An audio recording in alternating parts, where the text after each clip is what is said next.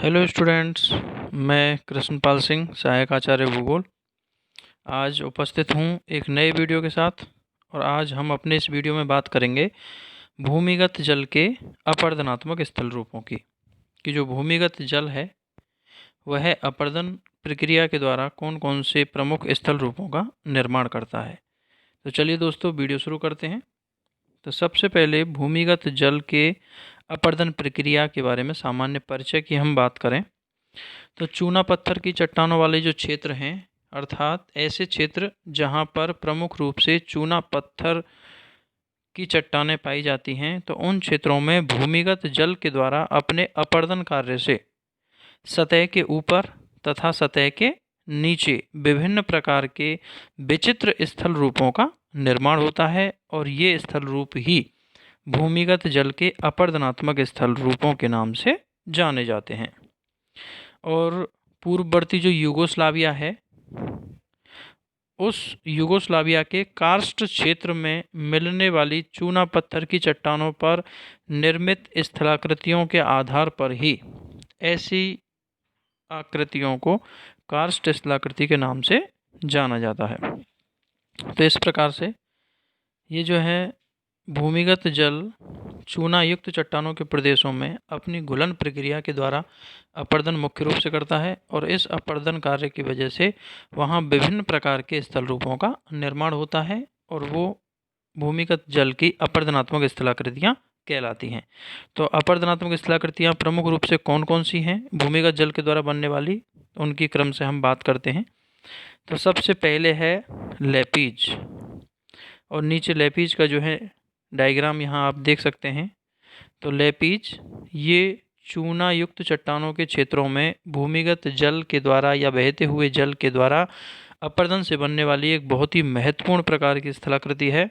और जब चूना पत्थर की खुली सतह पर जो जल है वह चट्टानों की संधियों में या दरारों में प्रवेश करके उन संधियों को घुलन प्रक्रिया द्वारा और अधिक चौड़ा बना देता है और अधिक विस्तृत करने लगता है, तो उस कारण छोटी छोटी शिखरिका और बीच बीच में बिदरों या छिद्रों या दरारों का निर्माण हो जाता है। और इस प्रकार ये जो शिखरिकाएँ होती हैं या फिर जो नुकीला भाग होता है वो उसकी दीवारें एकदम खड़ी होती हैं और ये पतले नुकीले जो स्तंभ हैं वो एक दूसरे के समानांतर होते हैं और बीच में इनके बिदर या दरारें पाई जाती हैं। तो इस प्रकार के जो भू आकृति है, इस प्रकार के जो पतले नुकीले शिखरों और बिदरों वाली जो भू आकृति है, उसी भू आकृति को लेपीज के नाम से जाना जाता है। और ये चित्र आप देख सकते हैं, इसमें ऊंचे निकले हुए जो स्तंभनुमा शिखर दिखाई दे रहे हैं और उनके बीच में बेदर या दरारें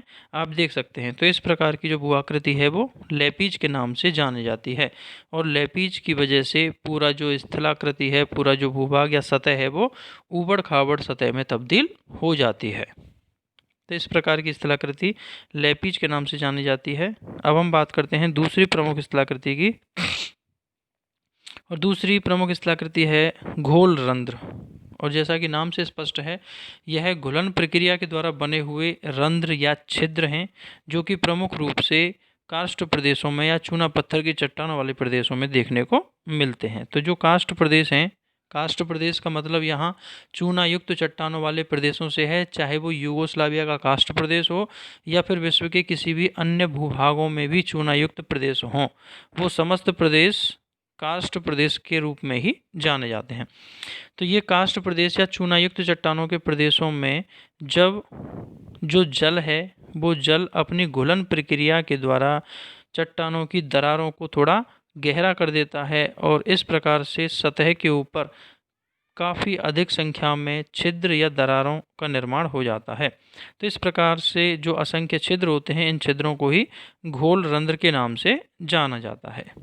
और जब घुलन प्रक्रिया के द्वारा ये घोल रंध्र थोड़े बड़े आकार के हो जाते हैं, यह छिद्र और अधिक गहरा और विस्तृत हो जाता है, तो इन छिद्रों को बिलियन रंध्र या बिलियन छिद्र के नाम से जाना जाता है। तो यहाँ हमें ध्यान रखना होगा, शुरुआत में घुलन प्रक्रिया के द्वारा बने हुए जो छोटे छिद्र हैं वो घोल रंध्र कहलाते हैं, और जब वो थोड़े और अधिक गहरे और विस्तृत हो जाते हैं तो इन घोल रंध्रों को बिलियन रंध्र के नाम से जाना जाता है। और इस प्रकार के घोल या बिलियन रंध्र चूना युक्त प्रदेशों में, चूना पत्थर की चट्टानों वाले प्रदेशों में असंख्य देखने को मिलते हैं। नीचे आप इसमें चित्र देख सकते हैं और इस चित्र में घुलन प्रक्रिया के द्वारा सतह पर विभिन्न प्रकार की आकृतियों और विभिन्न आकारों के जो घोल रंध्र हैं, जिनको अलग अलग नामों से जाना जाता है, वो यहाँ पर प्रदर्शित किए गए हैं, जिनकी हम आगे इसमें बात करेंगे। तो चलिए अब हम आगे बात करते हैं अगले स्थल रूप की, और अगला स्थल रूप है डोलाइन। और वैसे बेसिक रूप से डोलाइन और आगे जो आ रहे हैं युवाला है, पोल्जे है, ये सभी जो हैं घुलन प्रक्रिया के बने हुए स्थल रूप हैं। घुलन प्रक्रिया के बने हुए एक छिद्र या गर्त की भांति हैं, लेकिन आकार और आकृति में भिन्नता की वजह से इनको अलग अलग नामों से वर्गीकृत किया गया है। तो यहाँ हम बात करते हैं डोलाइन की। तो जब घोलीकरण के फलस्वरूप घोल रंध्र निरंतर गहराई की ओर विस्तृत होता चला जाता है, अर्थात घोल रंध्र की गहराई लगातार बढ़ती चली जाती है, उसकी आकार और गहराई में विस्तार होता चला जाता है, तो इस प्रकार बने अपेक्षाकृत विस्तृत आकार के जो घोल रंध्र हैं उनको डोलाइन के नाम से जाना जाता है। तो कुल मिला के डोलाइन भी जो घोल रंध्र है उसका ही अधिक गहरा और अधिक विस्तृत प्रकार है।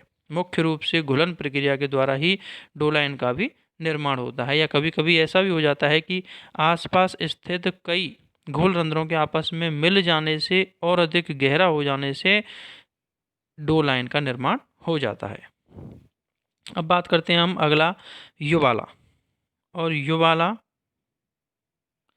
जिसको हिंदी में सकुंड के नाम से भी जाना जाता है, और ये युवाला जो हैं ये भी एक प्रकार के गर्त हैं, सतह पर बने हुए एक प्रकार के छिद्र या गड्ढे हैं।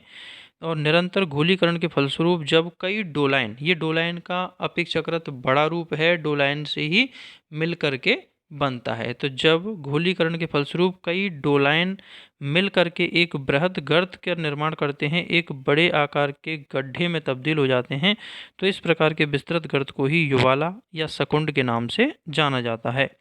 और युवाला की जो दीवारें हैं वो खड़ी होती हैं और तली समतल होती है लगभग, और इस युवाला की तली में कांप मिट्टी का निक्षेप प्राय देखने को मिलता है। तो इस प्रकार की जो गर्त हैं, इस प्रकार की जो निचली संरचनाएं हैं, उनको युवाला के नाम से जाना जाता है। अब हम बात करते हैं युवाला का और बड़ा रूप, जिसको हम पोल्जे या पोलिये के नाम से जानते हैं। तो युवाला से भी जो बड़ा आकार का गर्त होता है वो पोल्जे, और हिंदी में पोल्जे को राजकुंड के नाम से जाना जाता है। तो पोल्जे या राजकुंड युवाला का ही बड़ा रूप है, और इन पोल्जे की तली भी समतल होती है और दीवारें खड़ी होती हैं। और ऐसा माना जाता है कि जो चूना पत्थर वाले क्षेत्र हैं उनमें अवतलन होने की वजह से और अवतलित भागों में फिर घुलन प्रक्रिया के द्वारा पोल्जे का निर्माण होता है। अर्थात जब चूना पत्थर की चट्टानों वाले क्षेत्रों में काफ़ी विस्तृत क्षेत्र का अवतलन हो जाता है, तो सामान्यतया वो अवतलित भाग आसपास के धरातल की तुलना में नीचा होता है, और उस अवतलित भाग में फिर घुलन प्रक्रिया के द्वारा उसकी गहराई और अधिक बढ़ जाती है, और इस प्रकार से वो अवतलित भाग और अधिक गहरा होकर के एक बड़े आकार के गर्त में तब्दील हो जाता है। और इस प्रकार का जो गर्त होता है, जो आकार में काफ़ी विस्तृत होता है, उसको हम पोल्जे या राजकुंड के नाम से जानते हैं।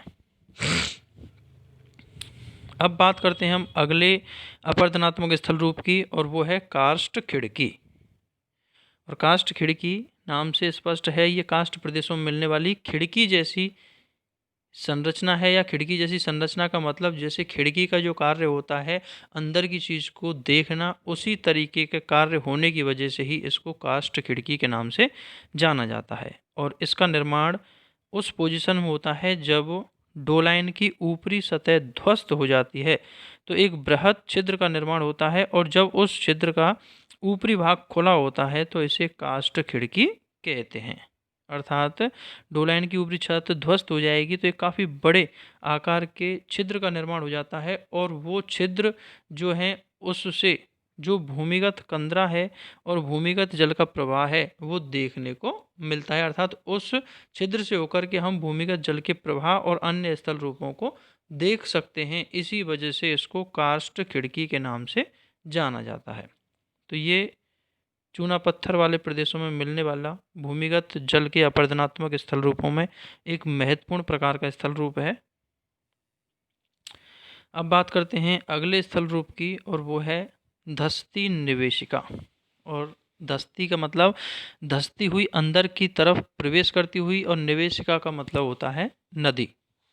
तो चूना युक्त चट्टानों वाले क्षेत्रों में जो बहता हुआ जल है, जब काष्ठ मैदान से प्रवाहित होता है, तो चूंकि काष्ठ प्रदेशों में असंख्य घोल रंध्र पाए जाते हैं, और ये घोल रंध्र कीप की तरह कार्य करते हैं।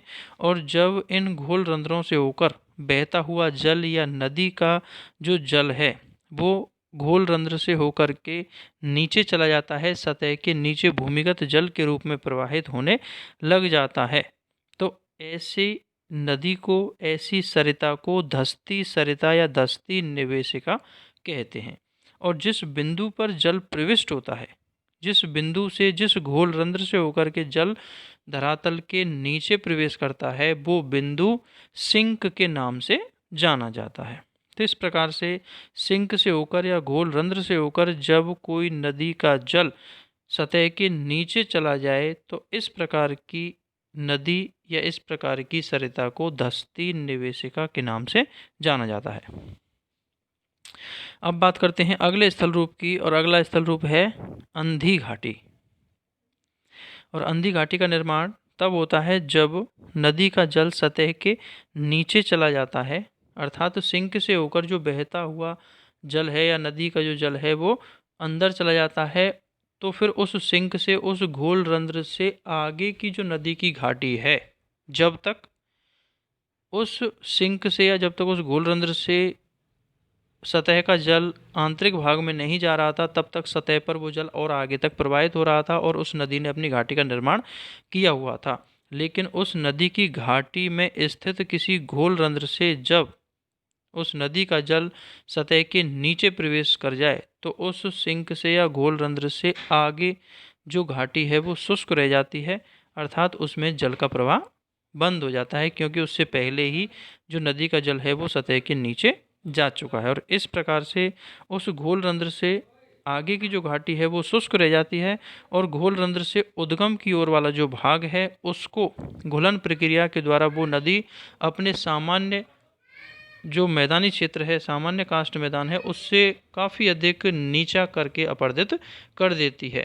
तो इस प्रकार की जो घाटी है इसको हम अंधी घाटी के नाम से जानते हैं। तो ये अंधी घाटी है। और अब हम बात करते हैं अगले स्थल रूप की, और वो है भूमिगत कंदरा।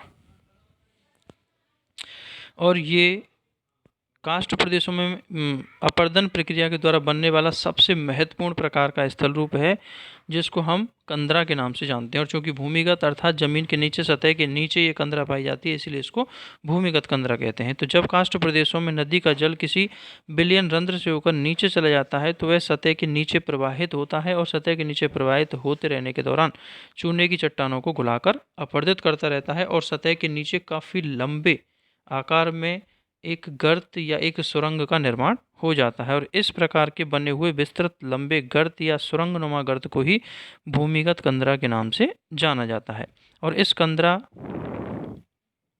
का जो जुड़ाव है वो घोल रंध्र से एक पतली कीपाकार नलिका के द्वारा होता है, अर्थात ये जो कंदरा है, इस कंदरा की शुरुआत और सतह से इसका जो जुड़ाव है वो किसी घोल रंध्र से होता है, और घोल रंध्र से एक कीप आकार की नली के द्वारा ये कंदरा जुड़ी हुई रहती है। और उस कीप आकार नली जिससे कि इस कंदरा का संबंध घोल रंध्र से है, उसको पोनार के नाम से जाना जाता है।